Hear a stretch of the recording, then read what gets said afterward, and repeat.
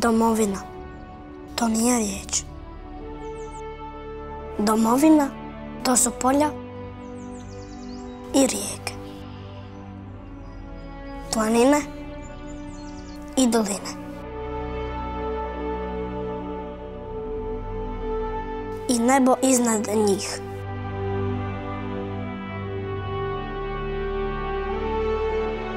Domovina, to su ljudi.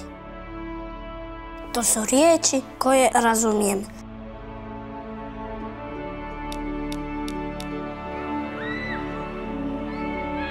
I pjesme koje pjevam.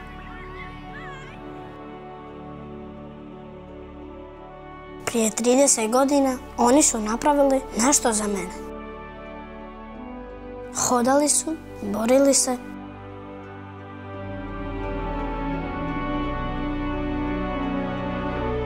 Neki su i ostali.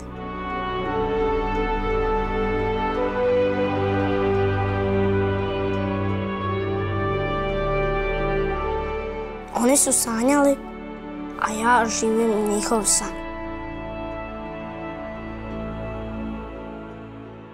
Zahvalan sam jer trebam graditi, a ne braniti. Zahvalan sam što se mogu igrati, a ne skrivati.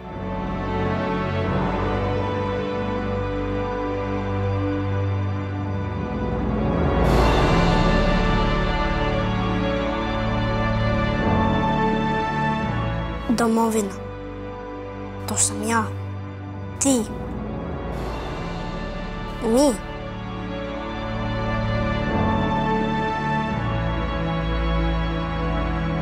U svakom slobodnom koraku.